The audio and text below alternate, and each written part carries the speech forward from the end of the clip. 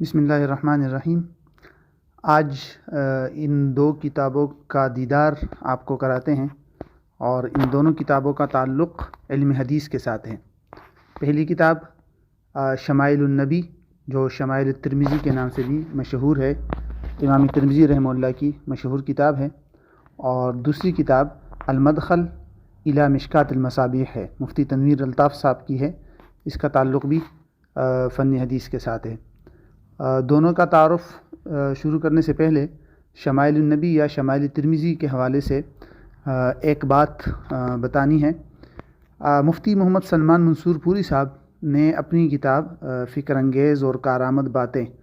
اس کے اندر شیخ محمد عوامہ حفظہ اللہ کے حوالے سے لکھا ہے کہ وہ فرماتے ہیں کہ میں یہ چاہتا ہوں کہ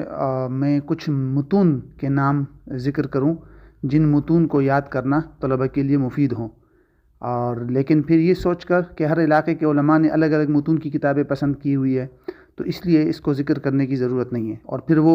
ترمذی شمائل ترمذی کے حوالے سے فرماتے ہیں کہ تاہم میں طلباء کو ابتدائی عمر میں امام ترمذی رحمہ اللہ کی معرکۃ الاعلیٰ کتاب شمائل محمدیہ یا شمائل ترمذی یا شمائل النبی، جو بھی یہ تینوں نام ان کے ہیں، شمائل المحمدیہ، شمائل الترمذی، شمائل النبی، تو فرماتے ہیں کہ میں اس کو پڑھنے اور یاد کرنے کی تاکید کرتا ہوں، کیونکہ اس کتاب کو پڑھنے سے طبیعت میں اخلاقی محمدیہ اور نبوی آداب کے مطابق زندگی گزارنے کا سلیقہ اور داعیہ پیدا ہوتا ہے۔ لہٰذا اگر ابتدائی طالب علمی میں سیرت کی باتیں نظر میں رہیں گی تو انشاءاللہ مرتے دم تک کے لیے طبیعت میں راسخ ہو جائیں گی۔ تو یہ شیخ عوامہ حفظہ اللہ کی ایک نصیحت ہے شمائل النبی کے حوالے سے۔ شمائل النبی کا جو نسخہ ہمارے سامنے موجود ہے، یہ دکتور ماہر یاسین صاحب نے اس پر تحقیقی کام کیا ہے، اور یہ دکتور بشار عواد معروف جو ایک مشہور محقق ہیں خاص طور پہ حدیث اور تاریخ کے حوالے سے، ان کی نگرانی میں یہ کام ہوا ہے، اور دارالقلم سے بہت ہی شاندار اور بہت ہی اعلیٰ طباعت اس کی آئی ہے۔ صفحہ اور اس کی ڈیزائننگ اور جلد بندی تو اپنی جگہ وہ تو ہے ہی کمال، لیکن اس کے علاوہ اس کے اندر محقق نے کام بھی بہت عمدہ کیا ہے۔ مثال کے طور پر مشکل الفاظ کی جو ہے وضاحت حاشیے میں کی گئی ہے، اور اسی طرح عموماً بہت سارے حدیث پر حکم بھی لگایا گیا ہے مختلف علماء کے حوالے سے، اور اسی طرح کتاب کے اندر جتنی احادیث کی اسناد ہیں ان پر حکم لگایا ہے،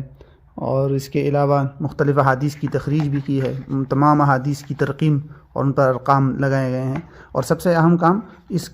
کتاب کے اندر ایک فہارس جو تیار کی گئی ہے وہ اپنی جگہ ایک تحقیقی کام ہے۔ مثال کے طور پر اس میں یہ دیکھیے تقریباً 6-7 قسم کی فہارس موجود ہیں۔ اطراف الحدیث کی فہرست ہے، ہر حدیث کا ایک ٹکڑا ذکر کیا گیا ہے، اور مسانید الصحابہ جو صحابہ کی اسناد ہیں ان صحابہ کی فہرست ہے، مسانید النساء الصحابیات اس کی فہرست ہے، مراسیل اور تابعین کے اقوال کی فہرست ہے، رجال السند کا مطلب یہ ہے کہ صحابہ کے علاوہ اس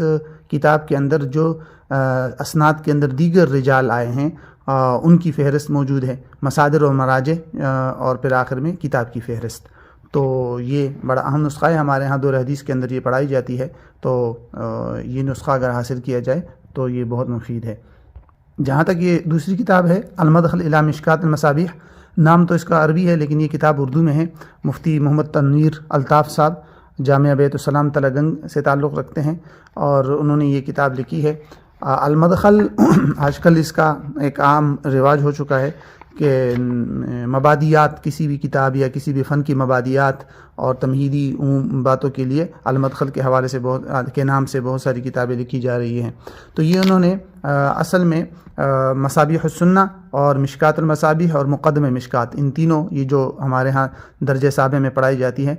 ان کا تعارف، ان کے مصنفین کا تعارف، اور ان تینوں کی شروحات، خواہ وہ عربی میں ہے، اردو میں ہے، فارسی میں ہے، ان کا تفصیلی تعارف اس کتاب کے اندر مل جائے گا۔ تو مشکات کے پڑھنے والے طلباء سال کے شروع میں اگر اس کتاب سے استفادہ کرے تو ان کے لیے یہ مفید ہوگا۔